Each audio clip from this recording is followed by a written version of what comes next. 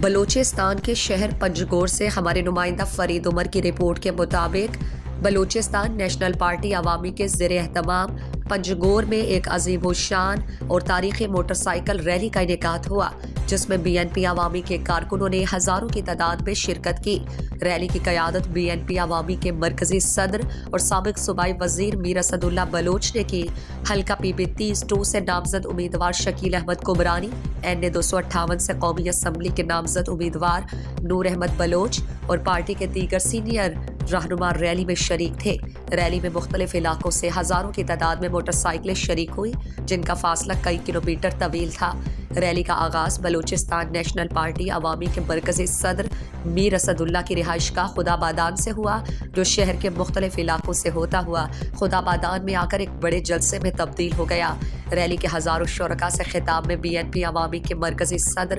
میر اسد اللہ بلوچ نے کہا کہ آج کا یہ ریلی اور عوام کا جمع غفیر ایک ریفرنڈم ہے۔ بی این پی عوامی کے مخالفین نوشتہ دیوار پڑھ کر باعزت واپسی کا راستہ لیں۔ پنجگور کے عوام نے بی این پی عوامی کے ویژن اور ترقیاتی منشور پر اپنا فیصلہ 8 فروری سے پہلے بی این پی عوامی کے حق میں دے دیا ہے۔ میر اسد اللہ بلوچ نے کہا کہ ہم نے پنجگور کو علم کا گیٹ بنا دیا ہے، بچوں کے ہاتھوں میں کتاب اور قلم تھما دی ہے۔ آج پنجگور میں یونیورسٹی، زرعی college, polytechnic college, B R C, لا کالج اور ڈیجیٹل لائبریری کی صورت میں علم کا ایک ایسا زرخیز خزانہ موجود ہے جس سے ہم اپنے نوجوانوں کے مستقبل کی آبیاری کر کے ان کو اس مقام پر پہنچانے کی جستجو کی ہے جو ہر خطے، معاشرے اور قوم کے بچوں کی خواہش اور تمنا ہوتی ہے کہ وہ بھی اس جدید دور سے جڑ کر اپنا ایک مقام پا سکے۔